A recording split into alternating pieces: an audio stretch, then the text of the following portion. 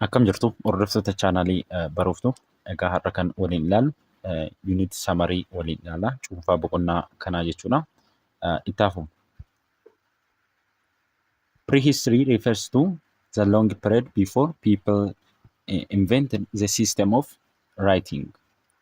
Egaa prehistoryin kan refers godhu kan bakka bu'u yookiin kan inni qoratu jechuudha.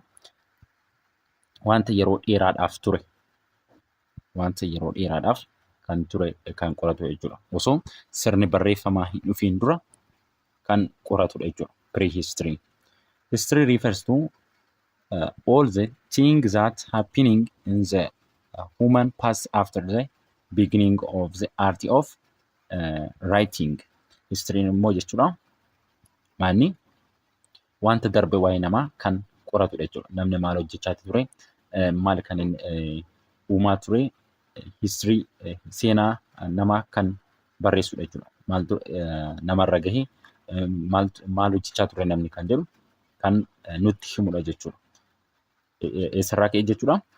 Inni immoo erga aartii of writing kana jechuun barreeffamni erga sirni barreeffamaa erga eegaleetii asitti kan qoratu moomaanni historyidha jechuudha.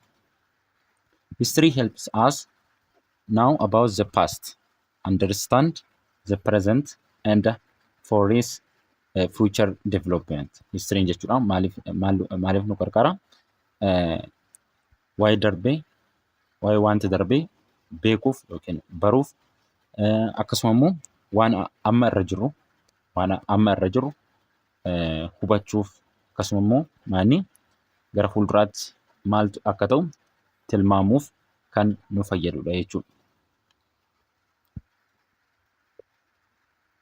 Historiography is studying how knowledge of the past is attained and transmit jedha. Historiography jechuudha. Maalitti kan inni qoratu knowledgein beekumsi jechuudha. Knowledgein akkamitti kan inni uumame yeroo darbe keessa jechuudha. Akkamitti kan inni uumame.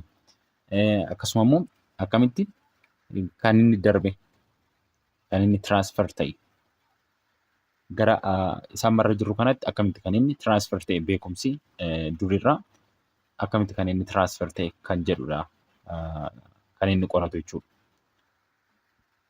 The past signifies event that have taken place and the facts of past which are keeping in writing. Sources are critical to the study and writing of history. Egaa history yeroo barreessan, seenaa tokko yeroo barreessan maalirratti hundaa'uu qabdu? Waan sirrii barreeffamuu qaba, waan dhugaan barreeffamuu qaba jechuudha. Yeroo namni seenaa barreessu tokko maal barreessuu qaba? Waan dhugaa irratti hundaa'e, waan sirrii kan ta'e, akkasumallee evidensii kan qabu, ragaa kan qabu barreessuudha qabu jechuudha. Soorsii kan qabu, soorsiinsaa onnis ta'uu danda'a, primary sources ta'uu danda'a, secondary sources ta'uu danda'a jechuudha. Yookiin secondary sourcii yookiin primary sourcii ta'uu danda'a. Kan inni irraa barreeffame history'n sun jechuudha. Most commonly historians divided a source into two broad group. Egaa warreen history barreessan historian jechuudha. Warreen seenaa barreessan source jechuudha. Groupii lamatti qoodu. Isas maal jedhani? Primary source fi secondary source jedhaniit bakka lamatti qoodu jechuudha. There are two major opposing theory on the origin of human beings. Egaa yaada gurguddoo lama wal faalleessutu jira jechuudha. Theory dhufaatii dhala namaa irratti jechuudha. Dhufaatii dhala namaa irratti yaada wal faalleessu lamatu jira. Innis maanni? They are creationist and the evolutionist theory. Creationist gaafa jennu egaa karaa amantaa jechuudha. Evolutionist gaafa jennu immoo karaa saayintifikii, karaa saayinsii jechuudha. One of the basic distinguishing features of human species is the ability to make tools. Egaa human species karaa isaan adda ta'an, karaa nuti adda baafannu dandeettii isaan meeshaa tolchan irrattidha jechuudha. Dandeettii isaan meeshaa tolfatanii itti isaan fayyadaman jechuudha. Homo sapiens, Homo erectus, Homo habilis warreen jedhaman ni jiru. Isaan karaa ittiin adda baafnu maal jechuudha? Dandeettii isaan meeshaa ittiin tolchanidha jechuudha. The earliest tools are made of stone. Meeshaan yeroo jalqabaatiif hojjetame maalirraa hojjetame? Stone irraa hojjetame. Yeroo jalqabaatiif kan hojjetame kan durii jechuudha.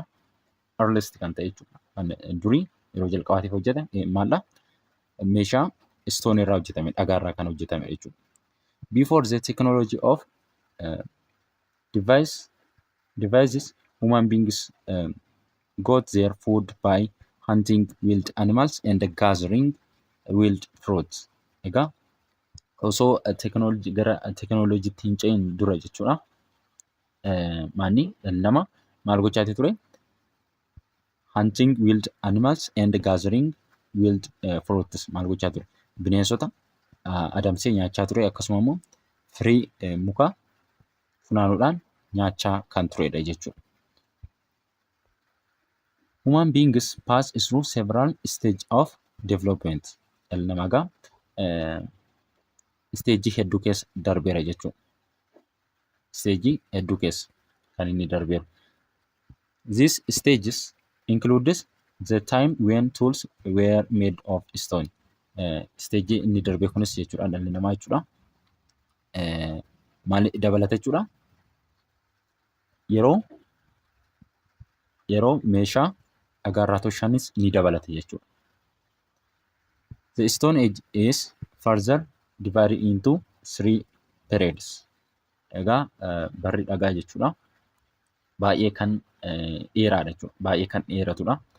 Innis bakka saditti qoodameera jechuudha. Baay'ee dheeraa waan ta'eef barri Stone Age kun jechuudha. Sababa dheerateef bakka saditti qoodamuu danda'eera. Innis maali?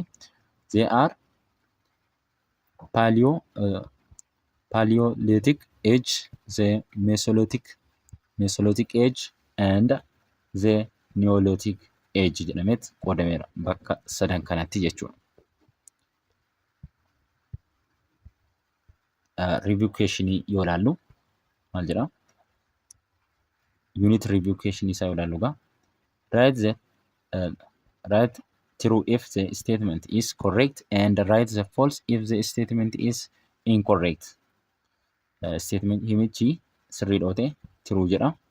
Himichi immoo false yoo ta'e sirrii miti yoo ta'e immoo false jedhaadha.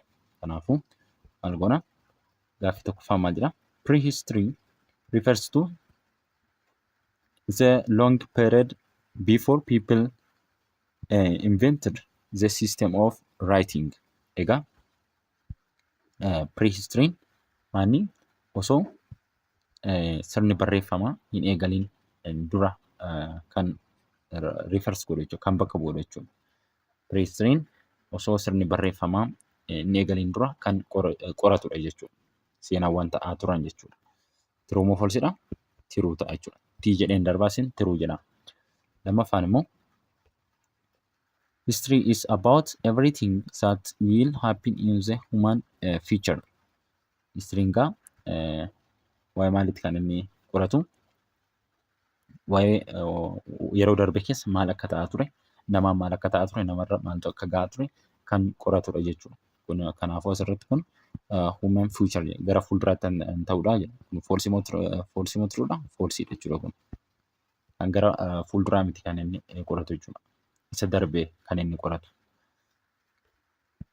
Sadaffaan immoo primary resource include original material like manuscripts and artifacts. True moo falsidha? True ta'a. Maaliif? Egaa primary resource maanni seenaan tokko yeroo raawwate sanatti meeshaan sun directii seenaa sun faana kan qabu yoo ta'e maal jennaan? Primary source jennaan jechuudha. Yeroo seenaan sun raawwatetti meeshaan sun jira taanaan maal jedhama jechuudha? primarily source jennaan jechuudha.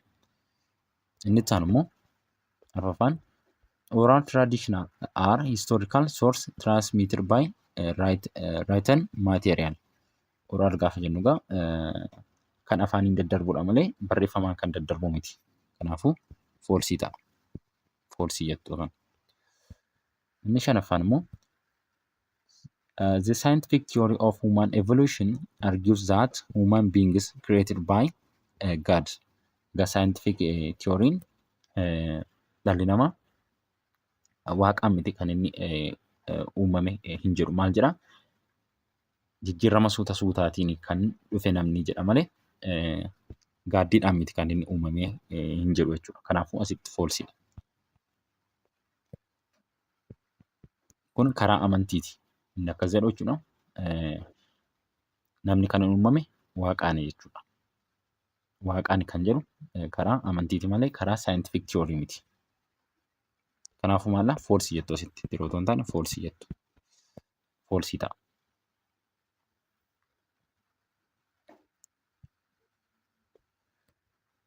Inni itti aanu immoo choose the correct answer from the given alternative. Deebisa sirrii ta'e filattu jechuudha.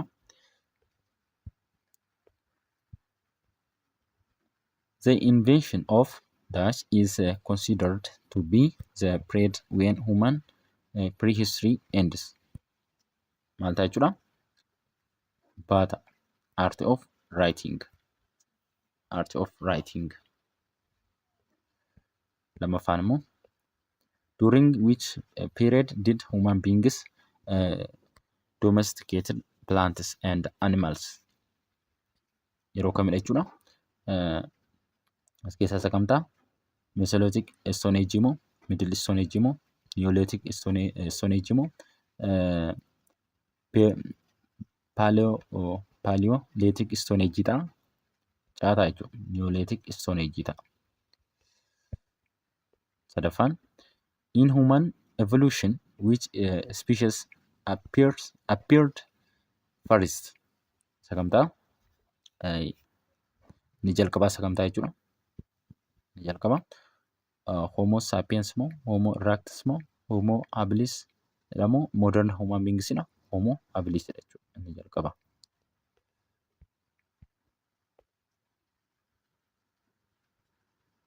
Arfaffaan all of the following included under primary source of artifacts except jedha gaasitti. Except jedha. Isaan kun gaa maanni primary source dha. Baarra kan jiru, caarra kan jiru, akkasumas liddaarra kan jiru primary source dha. Kan hin taane isa kam ta'a? A ta'a. A ta'a jechuudha.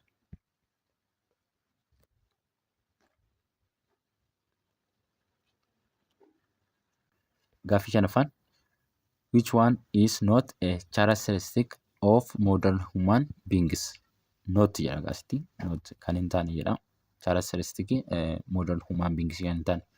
Aan maanni characteristic modern human beings ti. Bipedal dha. Kan dhaabbatanii jechuudha luka lamaanii. Baan immoo large brain dha. Kunis characteristic of modern human beings dha. Akkasumas liddaanis use the language. Afaan ni fayyadamu jechuudha. Caarra kan jiru immoo large jaws dha. Kuni deebisaa ta'a jechuudha. Caan deebisaa ta'a. Maaliif kan fuula guddatan yookiin immoo kan mangaagaa guddatanidha jechuudha. Isaan kun immoo characteristic modern human beings miti. Which one of the following is a specific feature of states? Kam ta'a? Population, government, definite territory, D all of the above. Maal ta'a? Data jechuudha. Data. Gaaffii itti aanu yoo ilaallu give brief answer to the following jedha. Gaaffii asitti nu kenname ni jira. Isaaf deebii kennaa jedha. Gaaffii sadan kanaaf. Gaaffii tokkoffaan maal jedha? Write the main objectives of studying history. Kaayyoo history qorachuu maanni yookiin barbaachisummaan isaa maanni? Maaliif nu fayyada history qorachuun? deebisaa gara gaditti yoon isinii kaa'u. The main objective of studying history is to gain insight into the past, understanding the evolution of society, learning from the past success and failures, and develop a broader perspective on the current events. Egaa kaayyoon history qorachuumaanii wanti darbe baruuf akkasumallee waan ammarra jirru hubachuuf gara fuulduraatti immoo maal ta'a kan jedhu irraa hubachuufidha jechuudha. Akkasuma immoo wanta darberraa barachuuf waan seenaawwan bara darbee yoo wanta kan nama miidhanidha ta'e isaan irraa barachuuf jechuudha. Isaan kanaaf kan nu fayyadu jechuudha. Kaayyoon isaa kanaaf isaan kana barreeffachuu dandeessu. Gaaffii inni itti aanu immoo gaaffii lammaffaadha. Gaaffii lammaffaan immoo maal jedha? Explain the place of Africa and Ethiopia in human evolution shortly. Egaa bakkoota Afrikaas gaanfa Afrikaa jechuudha. Akkasumallee Itoophiyaa bakka human evolutioniidhaaf jijjiirama suutaa dhala namaatiif bakka sana explain godhaadha ibsaa jedha. Egaa Itoophiyaa keessa ni jiru. Akkasumallee baha Afrikaa keessa yeroo jennu gaanfa Afrikaa keessa kan akka Keeniyaa, kan akka Taanzaaniyaa isaan kana waliin dhoofnee turre. Itoophiyaa keessa immoo Itoophiyaa keessa immoo eessadha? Affaar riijinii isaan kana lafa kaa'uu dandeessu jechuudha. Gaaffii sadaffaan discuss the major theory of the origin of the state. Egaa tiyooriin ni jiru. Tiyooriin dhufaatii isteetiitiif sababa kan ta'an tiyooriin lafa kaawwaman ni jiru. Viidiyoo darbe keessatti waliin ilaalee turre. Ol deebinee yoo ilaallu isin yaadachiisuuf jechuudha. Tiyoorii kaawwaman ni jiru. Isaan yoo ilaallu jechuudha.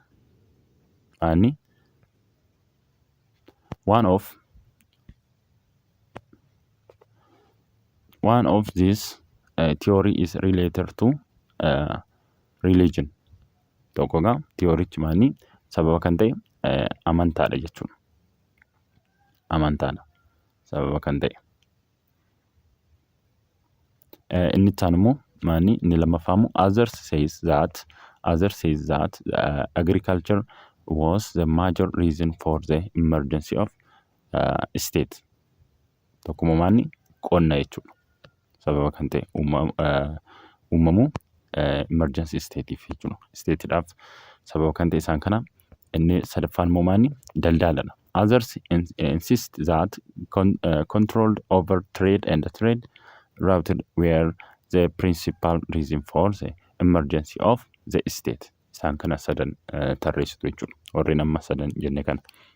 Inni itti aanu immoo further activityidha. Maal jedha? Skim the unit and list the main key term and concepts you have learned.